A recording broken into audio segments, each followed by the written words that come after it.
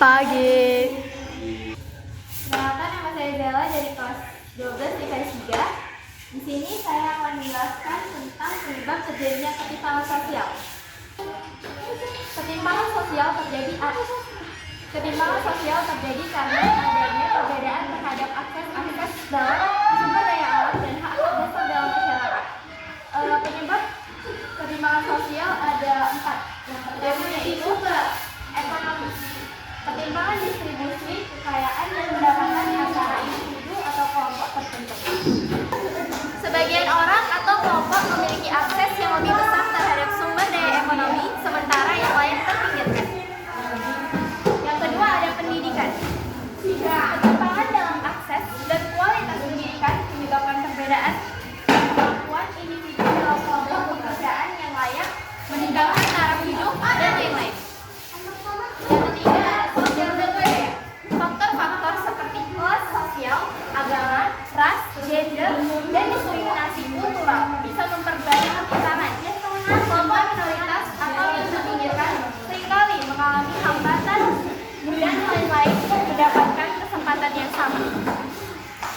Yang keempat ada politik dan kekuasaan.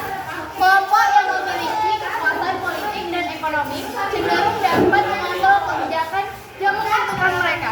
Sementara kelompok lain tidak memiliki suara atau pengaruh yang cukup. Di antara keempat faktor-faktor ini, saya akan membahas yang nomor 4, yaitu politik dan kekuasaan. Karena menurut saya, antara keempat faktor inilah yang menjadi faktor penyebab terjadinya ketimpangan sosial. Sebagian orang-orang yang bekerja di bidang politik, yaitu khususnya DPR, DPRD, dan wakil-wakil rakyat lainnya, seringkali melakukan korupsi yang menyebabkan para masyarakat Indonesia, sebagian besar masyarakat Indonesia menjadi miskin karena ketidakjujuran dan ketidakadilan mereka. Seperti uang yang diberikan negara untuk membangun fasilitas-fasilitas di desa atau daerah tempat mereka tinggal, seringkali menggunakan hak yang bukan milik mereka untuk kepentingan pribadi mereka sendiri.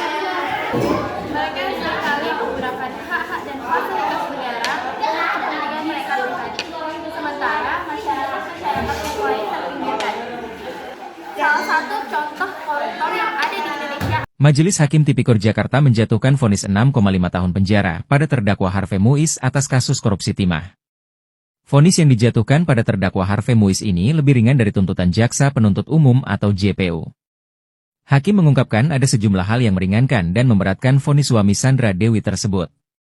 Adapun hal yang meringankan terdakwa Harvey Muiz karena ia bersikap sopan saat persidangan perkara berlangsung.